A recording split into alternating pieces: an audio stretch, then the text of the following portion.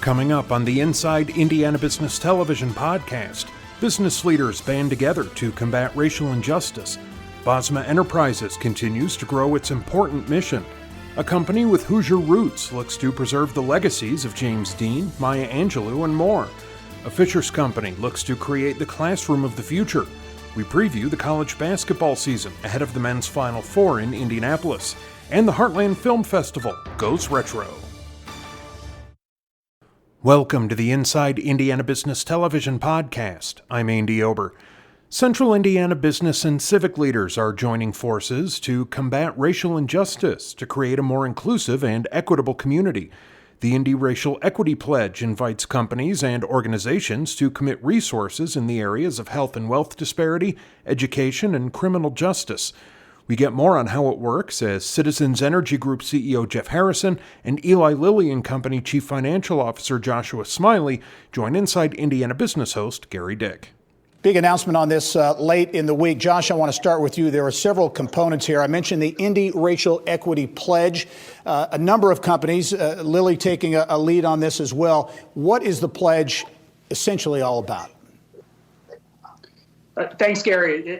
The pledge is really around what we as the business community and other organizations in Indianapolis can do to improve racial equality. And it's really using the resources that each of our organizations bring to set very specific goals. We have a website where each individual company can set goals around things like hiring or spend with Black-owned businesses. And sets a pledge and then tracks against that pledge so that we can hold all of ourselves accountable. It's a great opportunity for all the businesses in Indiana to come together to work on improving the outlook for racial equality in our city. I know you talk a lot about accountability and this companies going to the website to make the pledge, but this is something that will be tracked going forward. So you can track progress or negatives as well that might come down the path. That's right. I mean, Lilly, from our perspective, outlined 4 pledges this morning as part of the kickoff here, including, for example, doubling the spend, our spend with Black-owned businesses over the course of the next 2 years. So we put that pledge on the website, and now we'll track against that as we make progress against that goal. That's one example, and of course, then other leaders like Jeff and his organization have taken similar pledges. Yes, and Jeff Harrison, the CEO at Citizens Energy Group. Jeff, you're really going to head up this broader effort, the Business Equity for Indy initiative. Talk about that, and I know a number of companies have already signed on to be a part of that effort. Sure. Again, the Business Equity for Indy initiative is really a collection of aligned Central Indiana companies dedicated to working together to identify, will develop and implement programs across the city aimed at increasing the fairness and equitable participation in our economy by all our citizens, especially, Gary, people of color. And again, as you stated, we have a number of representatives from companies, and I want to thank the Indy Chamber and the Central Indiana Corporate Partnership for, again, helping to facilitate early conversations around this initiative. Yeah, you talk about those early conversations with the Indy Chamber, CICP, and perhaps others. Talk about the path to get here. I assume there was a lot of discussion, a lot of ideas, a lot of back and forth that happened along the way. Sure, absolutely. It was one of those events where a bunch of leaders got together. We were called by, again, David Johnson and Michael Huber with CICP and Indy Chamber, respectfully, and really just started to have a conversation and dialogue about what and how businesses in the community should participate around this and in this area of racial justice. And again, as we were talking, even more events began to unfold around the region, around the nation, and it really, again, just galvanized our efforts, and we began to coalesce around then a path forward. We took that back to both members of the Chamber, Indy Chamber, back to members of the Central Indiana Community Partnership, and again got some support and coalesced with those businesses as well. And so shortly after that, the Business Equity for Indy initiative then was launched. Yeah, Josh, can you talk about the early reaction? So many companies, organizations involved, Cummins, Anthem, the Pacers, numerous others. Talk about the early reaction you're getting to this, the initiative, both the pledge and the initiative. Yeah, I'd say first it started with our own employees. We have a great African-American resource network at Lilly, and many of the employees were bringing forward ideas as some of the events that Jeff was talking about unfolded over the spring and summer.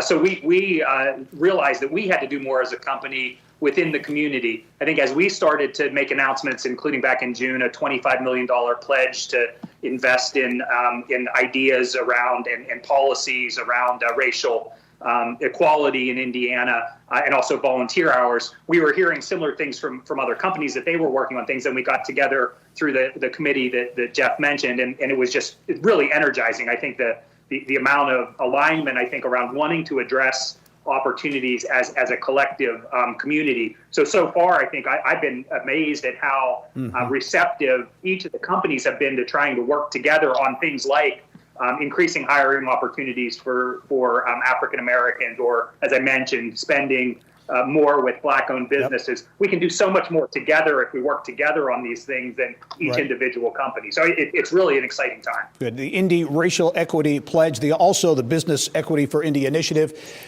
Two major initiatives we're going to be hearing a lot about. I know Jeff Harrison with Citizens Energy Group, Josh Smiley, Eli Lilly and Company. Thank you both for your leadership, and we also look forward to following progress on these initiatives.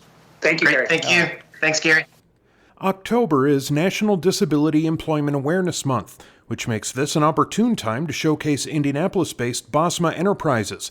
It is the state's largest employer for people who are blind or visually impaired.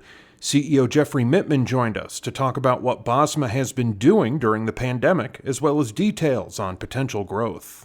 You know, those numbers, 63% unemployment in the blind and visually impaired segment of our economy, really striking. For those who don't know, and Bosma's been around for more than 100 years, give us a thumbnail of the efforts that you do on a daily basis at Bosma.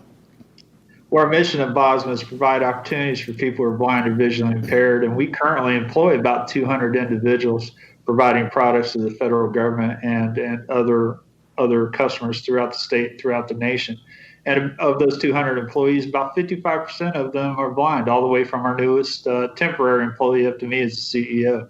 So we make a big effort of doing that. We also provide blind rehabilitation for the state of Indiana. We served about 800 Hoosiers last year. Yeah. So we every chance we get through employment or training, we try to provide those opportunities for people who are blind. And you are getting many more opportunities through the pandemic. We want to talk about how Bosma really does operate like a business in so many ways in a moment.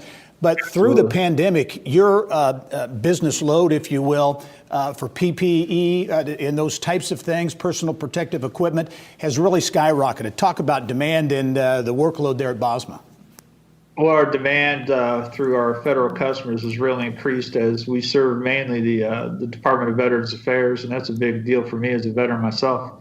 But we provide the PPE to the VA, and as their demand has surged, we've had to surge our supply to them. So working with our partners, some of those 9 p.m. calls with factories in Malaysia or other countries, trying to locate those products for the federal government, making sure we can get it to them in a timely manner to take care of veterans is really important to us. And my team's been focused on ensuring that we're providing what our customers need, when they need it, and how they need it to protect our nation's veterans and the employees of the federal government and our community partners. So I'm very proud of what they've been able to do. Yeah, so this has been a real boon for Bosma. Do you anticipate this demand will continue and the demand for your services will continue? Well, as we've worked with our strategic partners all around the world, really, we're seeing the demand probably continue on for the next year or two, that surge, and ensuring that we increase our capacity and our ability to configure and produce products for our customers is really our main focus. So ensuring that our team understands what's going on, how we're going to do it, when we're going to do it, is really important. And they've done a wonderful job with that. So that demand will continue on into the near future. Yeah, Jeff, as CEO, you've been really a force in expanding the Bosma footprint, and I know that you're in the process of doing that in a bigger way. Talk about the opportunities or the potential for Bosma really growing in a number of ways. Well, one of the first things I did as CEO is we developed a new 3-year strategic plan, and one of the big pillars of that is diversification, and we were looking to do that through mergers and acquisitions. So over the past year, we've worked with mergers and acquisitions firm, and we've identified over 200 companies, taken a look at 200 companies, and we're really actively engaging 3 or 4 right now to actually acquire. As a not-for-profit, we're going out and looking to purchase for-profit companies. And the whole reason for that is, like any other company, we want to diversify our revenue stream, but ultimately to meet our mission, mission of providing opportunities for people who are blind or visually impaired. And we're going to do that through acquisitions as well as expanding our current lines of business. Bosma Enterprises continues to do great things. Jeff Mittman, the CEO at Bosma, really a great business story as well. We'll continue to watch your expansion and the work you do at Bosma. Thanks for joining us. Thank you. What do legends like James Dean, Maya Angelou, Mark Twain, and Amelia Earhart have in common? Their estates are represented by CMG Worldwide, a company with Indiana roots dating back more than 35 years. Around Indiana reporter Mary Rachel Redman has the story on this company working to preserve unique legacies. You ain't nothing but Elvis, James Dean, diamonds are a girl's best friend. Marilyn Monroe, all dead for several decades, but still making big bucks. And they all have one man in common. That's Babe Ruth's daughter. His name is Mark Rossler, and he's the foremost expert in protecting the rights of the famous deceased. These are the suits from the Blues Brothers. In fact, he quite literally pioneered the industry himself after getting a law degree from IU nearly 40 years ago. I was in the right place at the right time. I went to the chairman of the company. I said, I would stick around for a little longer if we set up a separate company where we could use some of this expertise and represent outside clients. And he said thought that was a good idea. That company would soon become CMG Worldwide. And as founder, Rossler now represents what one might call the who's who of the departed, from the king of pop to the king of rock, and over 300 of the most sought-after celebrities and brands in the world. I started the business here in Indianapolis in 1981. I was a young attorney, and I thought that there were ways that we could protect name and likeness. This is a Marilyn Monroe skirt. Before Rossler, a celebrity's right to cash in on their valuable name ended when they died, leaving their loved ones with no control over who could profit from their likeness. May I have some dirt, please? One of the first to benefit from Rossler's help happened to be a fellow Hoosier. I can remember him really like an older brother. Marcus Winslow is the cousin of James Dean, and he still lives on the very farm where Jimmy, as he was known in Fairmount, grew up. Oh yeah, the movie posters are original. East of Eden to Rebel Without a Cause, and Rebel wasn't even done yet when he got cast for Giant, and he just finished Giant when he died. So he really only did three major movies.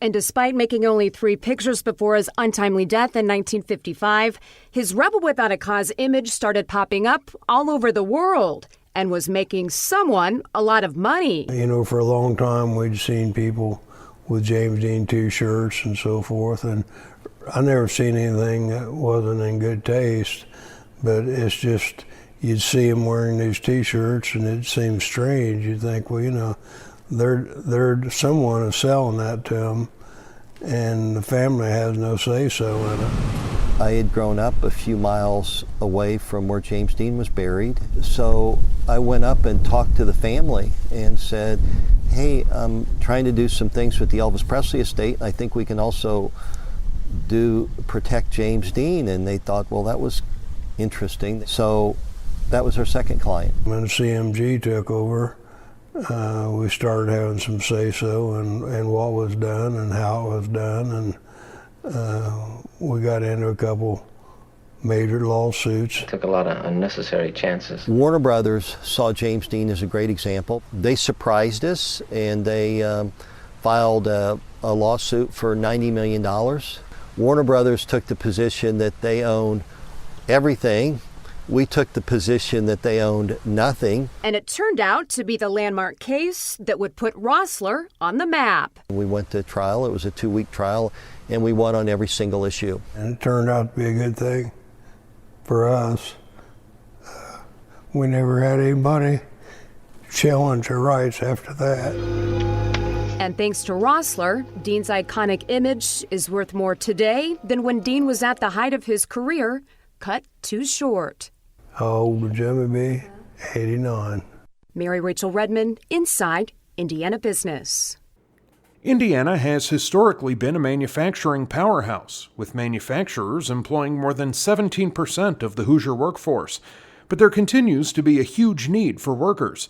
Allegion Vice President of Global Operations and Integrated Supply Chain Cindy Farrer came on the show to talk about how Manufacturing Day is helping tackle that issue. Yeah, and I should mention, Allegion is a really an innovation-focused company, again, with a big manufacturing presence here in Indianapolis and Indiana that predecessor companies have had here for decades. Talk about your manufacturing presence here in Indianapolis. I would love to, Gary. As you said, Allegion is an innovator. We're a global company with manufacturing worldwide. Here in the United States, we have 12 manufacturing plants, over 3,000 employees, with really our flagship facility right here in Indianapolis on the south side. We have approximately 650 employees. We produce exit devices and security hardware for both the commercial and residential markets. We've got Manufacturing Day, which is a national program started in 2015, really an effort to expose manufacturing careers. And I know Allegion is, among other companies, but Allegion has been very focused on this. You put a lot of effort into this. This year, you will do it virtually. Why do you get engaged in this National Manufacturing Day? Why is it important to do it? We get engaged because we want to be on the forefront on inspiring the next generation of manufacturing employees. I'm sure you've heard about the skills gap, and it's very real. It's very real in manufacturing. I can tell you across our U.S. operations and even our global operations, it's difficult to find enough employees to fill our roles. I would hesitate to say we have open roles in every site as we speak. As I speak to my peer companies and supply base, they're facing the same thing. And the issue is that, as you mentioned at the top of the show, there's more job growth in manufacturing than there are new entries into the manufacturing field. Yeah. So one of the ways that we can help is to participate in this program. Yeah, I want to touch on this too, Cindy, because we all know manufacturing's impact on the economy. Jobs typically pay above the average, but there's also an aspect of national security that manufacturing plays a critical role. Correct. As you said, manufacturing is important for a number of reasons. It's good for the economy. Sometimes we forget it's good for the national security. And I think this is a good time to highlight that because it's really front and center with what we've all gone through and are going through with the global pandemic. I think we've all heard the news reports of manufacturing operations converting their operations very quickly to be able to produce urgent PPE, urgent supplies. I'm especially proud of our Steelcraft operation in Cincinnati, which has expedited steel doors and steel frames for COVID test labs. And then also the Kokomo facility, the GM facility that we've all heard about that produced ventilators. That's actually, I think I mentioned to you where I started my manufacturing career 30 years ago. Very good. Well, Allegion doing its part and more in inspiring that next generation of manufacturing talent. Cindy Farrer, VP of Global Operations and Integrated Supply Chain at Allegion. Thanks for joining us. Thank you. Remember, you can catch Inside Indiana Business Television on stations throughout the state every weekend. Head to InsideIndianaBusiness.com to check listings. Dr. Harvey Feigenbaum is widely known as the Father of Echocardiography for his work in pioneering the most used cardiac imaging technique in the world. The East Chicago native and IU School of Medicine distinguished professor has been a leading scientist in the field for decades. He spoke about his contributions to medicine with Kylie Valletta in this week's Business of Health. I think one of the neatest parts of your story is that taking us back to the 1960s when you were developing it, you said you faced a lot of skepticism. So tell us about that and how you were able to overcome that skepticism. Well, it is an interesting story. The skepticism was based on several factors. First of all, I had the misfortune of having another heart test that was touted by a very established cardiologist in Philadelphia. It was called ballistocardiography. It was touted as the next best heart test that was going to be, and it turned out to be a bust. And that downfall occurred not long before I said, I've got the next best cardiology test. And they also said, well, look, the other doctor was an established doctor, and it turned out you're just a 30-year-old nobody from Indiana. Who's going to listen to you as having a major test? To make matters worse was that I wasn't the first to use ultrasound to examine the heart. It has started at least 10 years earlier by several people, but one in particular in Sweden. And he had a Siemens instrument that was, and his from a co-worker whose father was actually a Nobel Prize winner for physics. Anyway, after working about 5 years in it, the co-worker, the physicist who worked with him, said there's no future here. They weren't certain, and Siemens was obviously disappointed. They hired the leading cardiologist in the world, Paul Dudley White. He was Eisenhower's private physician and one of the founders of the American Heart Association. He visited this doctor in Sweden. He looked at the ultrasound and agreed, there's no future here. It's nonsense. Well, that was known. And the application that they were touting did turn out to be nonsense. And so when I came out with a new application, they said, here we go again. So that's starting it all. Well, I know you were able to overcome so many challenges and break through those barriers. I think another important part of your story is that all of this occurred. You developed all of this right here in Indiana, and that's really an important piece of your story that you want to get out there. Yeah, I've always said that the difference between Indianapolis and Boston is that Boston takes the opinion, if it's not developed in Boston, it can't be any good. Here in Indiana, we usually say, well, if it's developed in Indiana, it must not be good. No, one of the reasons I enjoyed this particular award, because it did come from Indiana. And I want the people of Indiana to be proud of the fact that here we have the world's leading leading heart imaging or taking pictures of the heart was developed right here in Indiana by a homegrown Hoosier.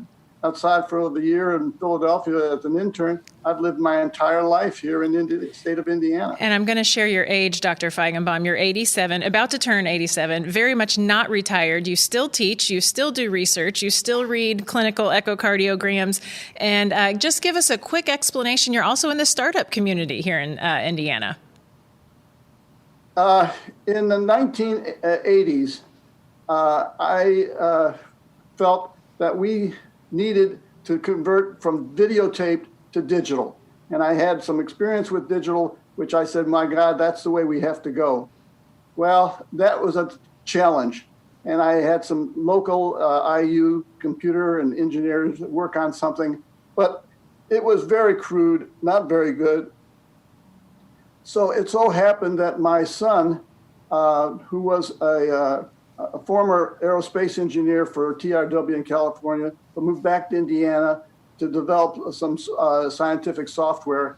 And I asked if his people could help develop technique for recording and displaying echocardiograms digitally. Well, I told him what I wanted, and in a relatively short period of time, he gave me what I wanted, and he blew me away. And your son has now started his own company, right? Well, he actually, the company was started. I just found a new application for it. He was teaching. It was an engineering product, which is just for everything, not just as echocardiography. Well, I think that the DNA is in. Away. Yeah, he has some very smart DNA in him. So well, I'd like to think that. I hate to cut you off, Dr. Feigenbaum, but we're out of time. Sure. It's so hard because you have such a great story to tell. But congratulations on your award. You really are an exemplary Hoosier that have done some amazing things and still doing. Thanks for being on the show today. Oh, thank you. One of the biggest challenges of the COVID-19 pandemic has been how school districts can implement e-learning quickly and effectively. Fishers-based Matrix Integration is looking to answer the bell by creating what it calls the classroom of the future. Matrix Vice President Reggie Gresham and Mooresville Schools Assistant Superintendent Jake Allen joined us with more in our Eye on Education segment. Okay, we talk of the classroom of the future. Things are so different now in the age of the pandemic. Jake, I'll start with you because really this need to implement e-learning and to do a lot of things differently, that kind of led to this whole classroom of the future. Talk about how things really got started. Yes, sir. We have been integrating technology to the classroom for quite some time, but we have never been asked to integrate so much in such a quick time. We had a very strong and solid short-term plan, but of course with COVID, there was a great need for a long-term solution that would provide a higher quality of education. So we began working with Matrix and Cisco over the summer and were able to sample their product and find that it was excellent, high quality, and would meet our needs. And so we wanted to put together a solid plan entering into this school year, and we were able to do that with Matrix and Cisco. Talk about, because I know all systems were, I guess, essentially in the same boat, but what a daunting challenge, at least initially as you looked at it, what that was like. Yes, sir. It was quite a big task in front of us, and we knew that we had to reach a lot of kids and to do so effectively. And 90% of our kids came back in the traditional environment, but 10%, a significant portion, around 600 students, stayed home.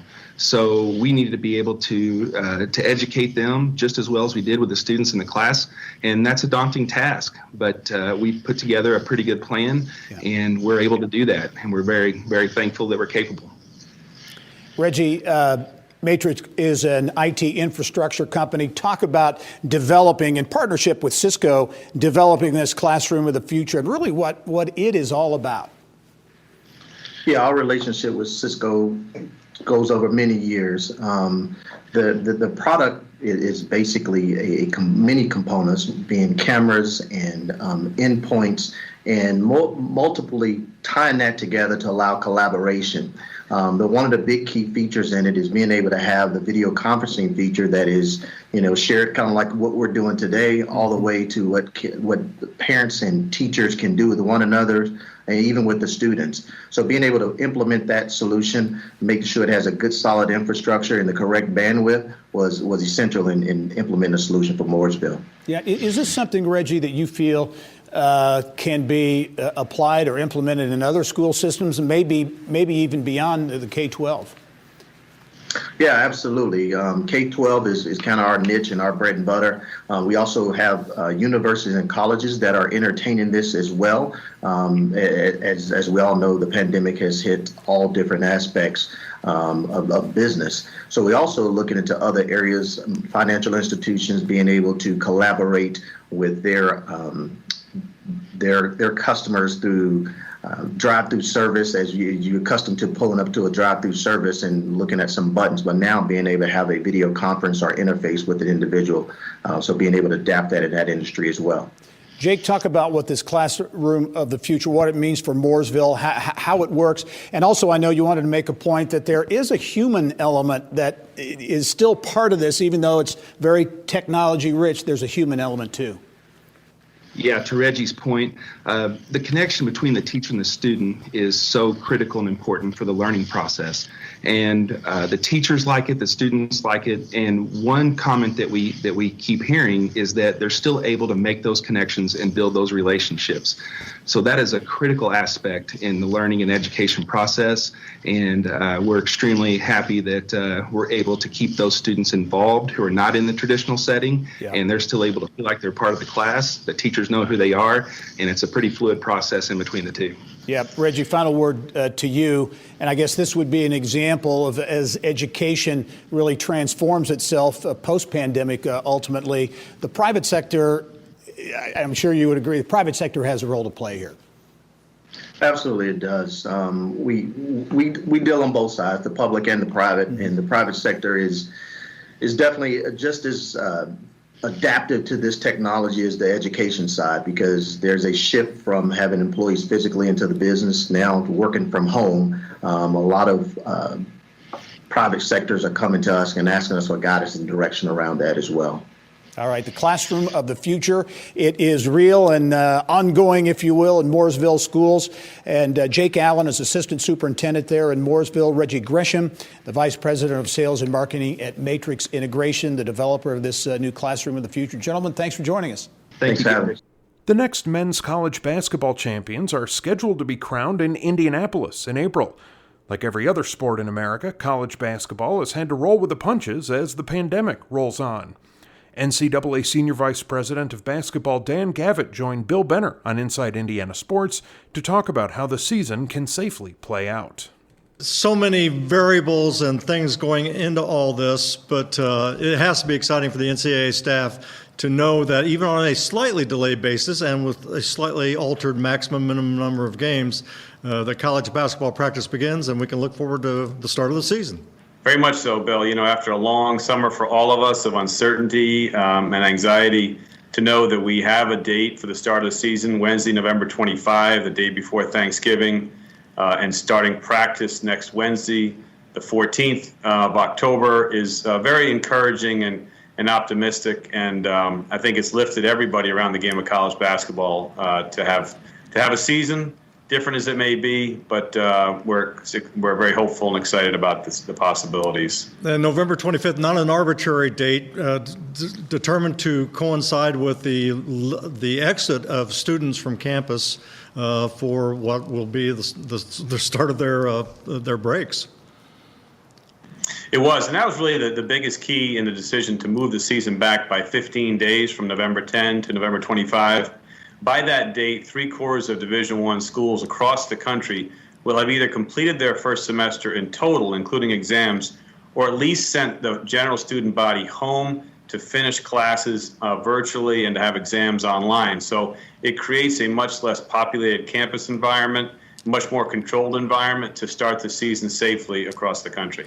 Dan, you're going to have 27 maximum regular season games, 13 minimum regular season games, and I think it has to have a minimum of 4 non-conference games, so you can kind of get some measure of teams, how they measure up not only within their own leagues, but certainly how they measure up with the college basketball field at large.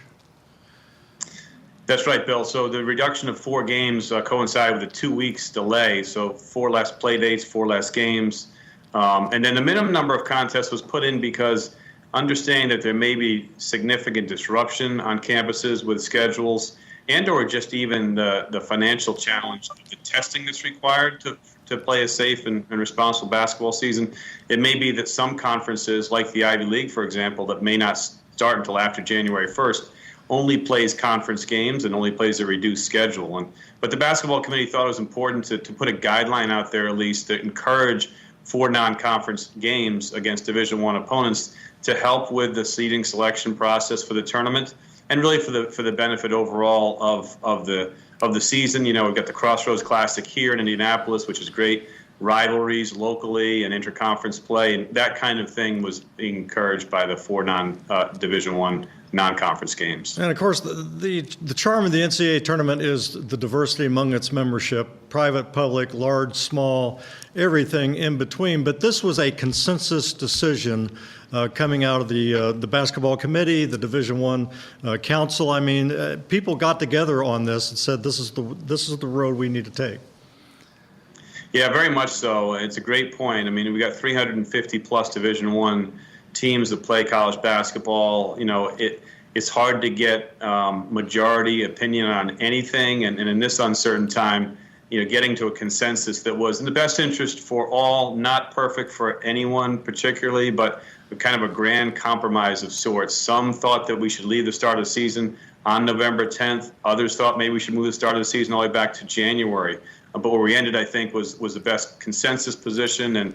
And we worked, really weeks even over the course of the entire summer, learning from what was going on with college football and the NBA and WNBA, and got to a point, I think, that we were comfortable with a lot of different things in place to start the season successfully in late November. Fundamental to all that really is testing and having testing be more widely available so that teams will test a minimum of 3 times per week to make sure that when we take the court, that student athletes and coaches are safe and healthy and we can have great games. Dan, just got about a minute left. Of course, we mentioned in the open that the Final Four will be back in Indianapolis next April if everything goes as scheduled. And I think a certain amount of comfort level with the fact that, ironically, it will be in Indianapolis, home of the NCAA headquarters. Without a doubt, this is our home, as everyone knows, for NCAA headquarters, and it's the place where we've had so many successful Final Fours in great collaboration with the Indiana Sports Corporation and IUPUI and the Horizon League and all the great partners at Lucas Oil Stadium and Bankers Life, you name it. This is probably the most comfortable of all the places we hold the Final Four, certainly the most experience we've had. So it's really fortunate that we're having the Final Four this year for our staff and planning. We've been working on it for years, of course, but more specifically since June with monthly meetings. And, we're considering having to make some adjustments as necessary, but we're really excited to be having the Final Four here in Indianapolis, which will be a celebration, I think, of sorts for the game of college basketball after last year's disappointment of canceling the tournament. And we should also point out that Fort Wayne will host the Division III NCAA Championship, and Evansville will host the Division II. Dan, we really appreciate you coming on the show, and we certainly look forward to the ball being tipped off in November 25th, and we'll see, hopefully, everybody in April at Lucas Oil Stadium. Dan, thanks for being on with us. Thanks, Bill. Have a great day. Okay, you too, my friend. And finally this week, how do you host a film festival during a global pandemic? For Heartland Film, the answer is to go retro. The Tibbs Drive-In Theater in Indianapolis will serve as the main stage for this year's 28th annual Heartland International Film Festival. Heartland Film Artistic Director Greg Sorvig joined us with details. A lot of people know and have heard of the Heartland Film Festival, 29 years, really an amazing institution in our community. Typically, this would be a big red carpet affair, a lot of people downtown milling around and interacting. This year, a lot different. Talk about this new virtual Heartland Film Festival and what it's all about. Yeah, we're still 11 days, but we are utilizing the hybrid model. So between in-person, safe, socially distanced drive-in screenings at the Tibbs Drive-In and our new partners at Conner Prairie, we have the classic experience, if you will, to watch movies on the big screen. But additionally, we have safe, virtual, secure screenings that you can watch from home.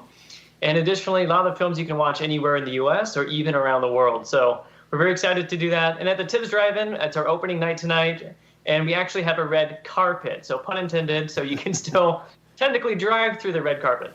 Oh, that's great. The red carpet. Okay, I like it.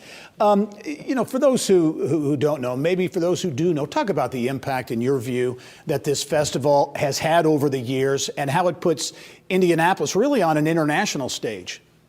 Yeah, definitely. There are over 9,000 plus film festivals around the entire world.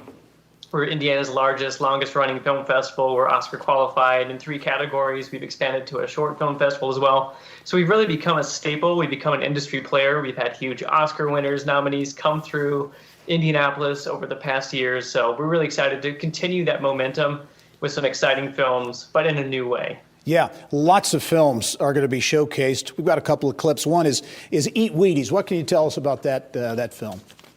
Yeah, Eat Wheaties. It stars Tony Hale, who's known from Veep and Arrested Development, who's Forky in Toy Story 4, as Sid Straw, a middle-aged man who's tasked with organizing his college reunion.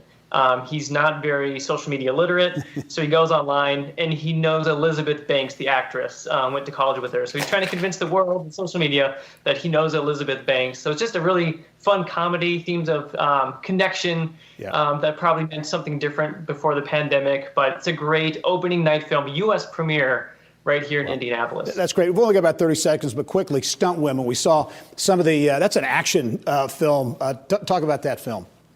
Yeah, you hear stunt man a lot, but stunt women have been doing stunts in Hollywood since 1914, and this film is directed by April Wright, and it documents that. We're showing that both virtually and at the big screen at the TIBS. Yeah, and to wrap up this year, you're going through the 18th, so this is a long-running event this year, right? It's a long run. Yeah, we've done 11 days in the past, so we're still bringing 11 days, but we have a lot of content from panels, Q&As. You can still interact with filmmakers in a live capacity and check out a lot of films. So whether you're a streamer, you want to go to the drive-in, we have something that you can check out. Very good. Greg Sorvig is the artistic director at Heartland Film. This year, virtually, it's really going to be a cool event in a very different way. Greg, thanks for joining us and good luck with the event. Hey, thank you so much. That wraps up this week's Inside Indiana Business Television podcast. Remember, you can find all of this week's TV segments, as well as the top business news from throughout the state, at InsideIndianaBusiness.com. While you're there, you can also subscribe to our platform of free e-newsletters. This is Andy Ober for Inside Indiana Business.